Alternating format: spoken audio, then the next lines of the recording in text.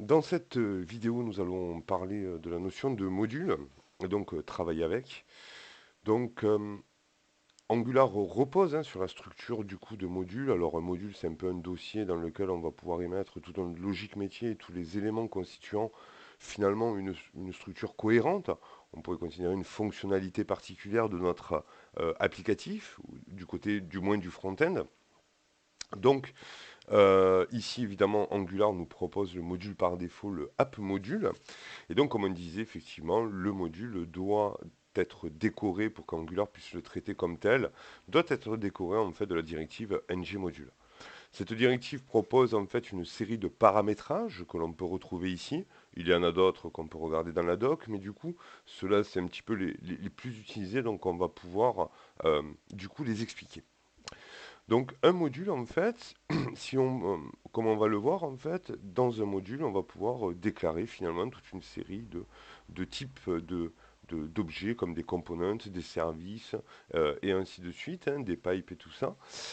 Et donc, ici, si on veut pouvoir utiliser ces éléments-là au sein du module, par exemple, si on veut un component, insérer un component dans un autre component, donc si on veut pouvoir implémenter finalement les structures qu'on aura décrites au sein de ce module, il va falloir du coup les déclarer.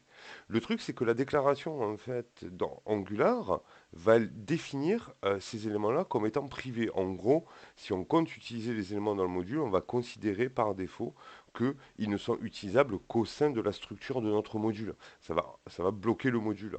Ça va bloquer du moins cet élément-là au sein du module. Donc par exemple, si vous prenez un component et que vous le déclarez parce que vous l'utilisez dans le module, il ne sera utilisable uniquement que dans ce module.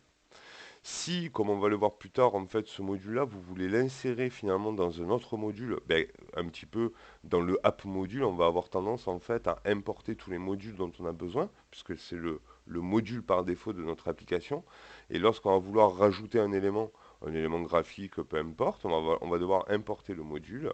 Le truc, c'est que si les components de ce module ont été déclarés à l'intérieur de ce module-là, ils ne sont accessibles qu'au sein du module et pas dans le module dans lequel on l'importe, dans le module. Par exemple, les components de browser module qui ont été déclarés dans browser module en fait ici. Alors on va peut-être pas pouvoir le voir du coup ici, hein, puisque c'est une structure un petit peu particulière, c'est pas très grave. Mais dans ce module en fait ici, euh, voilà. Dans cette structure ici, si des components ont été déclarés dans le browser module, ils ne sont pas, on ne peut pas les utiliser dans app module ici. Euh, le seul moyen de pouvoir les utiliser, c'est si browser module, ces components-là, ceux qui ont été déclarés, il faut qu'ils les exportent. D'accord? Donc lorsque l'on a un module, lorsqu'on utilise des components, par exemple, souvent le cas pour les components, on a souvent besoin pour l'affichage à l'extérieur, mais c'est pareil avec tout. Si ces components-là, en fait, ont été déclarés au sein de notre module, si on veut pouvoir les rendre disponibles à l'extérieur de ce module-là, il va falloir en fait les exporter. Donc tout component qui ont été déclarés ici, tout élément qui a été déclaré ici, devra être exporté si on veut qu'il soit disponible à l'extérieur. Du coup, en fait, je suis passé de la déclaration à l'export, du coup, puisqu'ils sont dépendants l'un de l'autre. Bien entendu, lorsque un module, je veux l'utiliser au sein de notre module, ben, ce module-là, il va falloir l'importer. Le fait d'importer ce module rend disponible pour le module sur lequel on l'a importé, rend disponible tous les éléments qui y a à l'intérieur, excepté ceux qui ont été déclarés et pas exportés. Pour mettre un petit peu comment ça s'appelle, d'éléments là-dessus, enfin pour être un petit peu plus concret, ce que j'ai fait, c'est que donc j'ai supprimé le app component, tout ça machin. Ce qu'on va faire, c'est qu'on va tout simplement générer en fait deux modules. Donc pour du coup deux modules, donc en réfléchissant, je vais définir en fait deux modules qui vont être structurés évidemment avec des comportements totalement différents. Le premier module que je vais générer, c'est le module de page, du coup ici. Donc c'est en fait, finalement, c'est un module qui va recenser toutes les pages, par exemple, du site, tout simplement. Du coup, dedans, il y aura toute la mécanique autour des pages, toute la gestion des pages, elle sera au sein du module. Si par exemple, il y a des échanges à faire avec un back-end ou pas, enfin bref. toute la mécanique de la gestion des pages sera faite au sein de ce module-là. Donc j'ai utilisé les raccourcis ng-generate module pages du coup ici. Et comme vous allez le voir, en fait, ça va tout simplement dans app me créer en fait un dossier pages et évidemment un module de page du coup ici. Ce qu'on va faire aussi, afin de pouvoir travailler correctement, et c'est finalement le module le plus intéressant, ce qu'on va faire, c'est qu'on va donc se créer un module qu'on va appeler, comment il s'appelle? Messaging, pardon. Donc c'est un module de messagerie. Donc ce module va proposer finalement diverses fonctionnalités, notamment la possibilité d'ajouter un élément de notification sur les pages, proposer en fait une boîte de réception et donner la possibilité finalement aux utilisateurs en fait proposer la fonctionnalité d'écrire du coup un message. Donc ça tombe vachement bien puisque du coup, on va pouvoir regrouper toutes ces fonctionnalités-là. Bien sûr, on va homogénéiser finalement en fait ce module en proposant en fait une structure objet qu'il va manipuler. Donc, il faudra faire préparer des mécaniques en fait de filtrage, donner la possibilité aux développeurs finalement de pouvoir interagir avec. Donc, il va falloir voilà, penser du coup modulaire.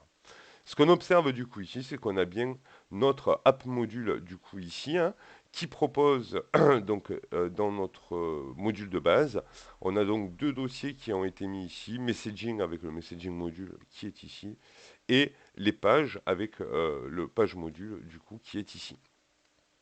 Alors, on sait pertinemment finalement que dans notre module de base, on va devoir évidemment, si on veut pouvoir changer de page, il va bien falloir qu'on interagisse finalement avec la structure de base, là, donc index.html. On va avoir des components à l'intérieur de ce module, hein, les components qui correspondent finalement à chacune des pages du coup de notre application. Et donc ce qu'on va faire tout simplement, dans notre app module, on va importer le module des pages pour qu'on puisse finalement utiliser les pages dans notre index HTML, du moins dans notre app module et index HTML. Donc c'est parti. Nous allons donc importer en fait notre page module qui doit être ici. Lorsque l'on importe, normalement de base, on va se retrouver avec tous les éléments du module qui est ici, qui vont se retrouver disponibles pour ce module-là. D'accord? Et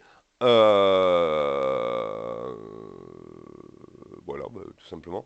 Pardon. Donc, tous les éléments là-dessus. Sauf si, évidemment, dans notre page module, lorsqu'on va travailler du coup ici, ben, si on déclare, parce qu'au sein de notre page module, on va devoir déclarer finalement quelques components, si on veut pouvoir les réutiliser du coup ici, les redéclarer si vous préférez du coup ici, il va falloir en fait les exporter de l'autre côté. Alors, juste pour information, ici ce que je vais faire, je vais tout simplement enlever le export du coup ici, puisque j'en ai pas besoin. Je vais tout simplement sur le page module. Alors, mon système de messagerie, finalement, ici, ben, comme on va dire, il va être potentiellement disponible au sein des pages. Alors, sur les pages, on va quand même les structurer. On aura un header, tout ça. Donc, on voit bien finalement que si on a une structure classique, hein, donc un menu au-dessus, un petit menu sur le côté et finalement un contenu un petit peu au centre. On peut imaginer effectivement que le système de messagerie pour les notifications, on les aura dans la barre de navigation peut-être au-dessus, une notif avec un petit logo et le nombre de messages non lus par exemple.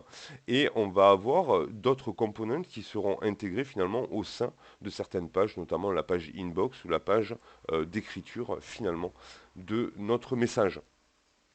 Donc pour ça, ce qu'on va devoir faire, c'est que notre module de messagerie, finalement, devra être disponible au sein de notre module de page, puisqu'on va le retrouver du coup ici. Donc pour pouvoir faire ça, ben, tout simplement, on va devoir importer.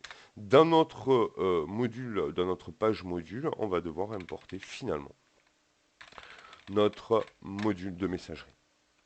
Ok. Voilà. On verra plus tard l'ajout. Pour finir finalement La notion de provider, alors la notion de provider ici et la notion de bootstrap bien entendu ici. Donc ici le bootstrap rapidement c'est finalement les components que vous voulez charger en fait immédiatement dans le module. Voilà, pour qu'il soit chargé de suite. Notamment c'est intéressant ici dans le app module de bootstrapper finalement le component qui va être ajouté à index.html directement. C'est plutôt intéressant. Donc là, sur page module, je pense qu'on aura un component de base qu'on rajoutera ici et avec dans lequel on aura notre routage qui sera fait. Et pour les providers, ben, tout simplement, en gros, pour faire simple, comme vous pouvez le voir ici, les providers, ça va nous donner la possibilité de pouvoir faire de l'injection de dépendance au sein de notre module. Vous avez un petit exemple en fait ici du coup à cet endroit-là. Voilà, au sein du module, si j'ai besoin en fait de faire de l'injection de dépendance, c'est-à-dire d'insérer finalement, de faire en sorte d'avoir pardon un objet à l'intérieur de l'autre, si on a besoin par exemple de lorsque le module se charge, de charger une configuration ou ce genre de truc-là, eh ben on va pouvoir avoir la possibilité de le faire du coup à travers finalement cette injection de dépendance du coup ici. Donc dans les providers, on va dire que ici dans le ng module provider, on va avoir un type greeter du coup là. Effectivement, quand ça va passer, quand on va le passer dans le constructeur ici, du coup Angular va tout simplement s'appuyer sur le fait que voilà, ben, on a bien dit qu'on allait injecter finalement un type greeter. Il va aller choper comment ça s'appelle la classe, nous injecter finalement l'objet et après on implémente du coup la chose ici. Donc voilà pour la notion de module, hein, vraiment le fait de regrouper les éléments, de pouvoir jouer sur les imports-exports avec les modules, certaines spécifications. Alors rapidement, effectivement, lorsque le module est importé du coup ici, tout, comme on le disait, hein, tous les éléments constituant le module, pour l'instant on n'en a pas, mais lorsqu'on va créer des éléments à l'intérieur de ce module-là, sont disponibles. C'est le fait d'importer, c'est vraiment le truc on importe et on se retrouve avec ces éléments-là. C'est un peu comme si tous ces éléments-là se retrouvaient dans le dossier du module sur lequel on importe. À partir de là, on fait notre déclaration classique pour déclaration, on fait les insertions, tout ce qu'on a besoin de faire, on pourra le faire. Le fait d'avoir mis page module du coup ici, c'est comme si tout ce qu'il y avait dans le dossier page module se retrouvait dans le dossier app. En gros, finalement, c'est ça. Donc tous les components contenus là-dessus, c'est comme si on les avait mis en fait dans app, sauf pour les components qui ont été déclarés dans le module. On verra ça plus tard.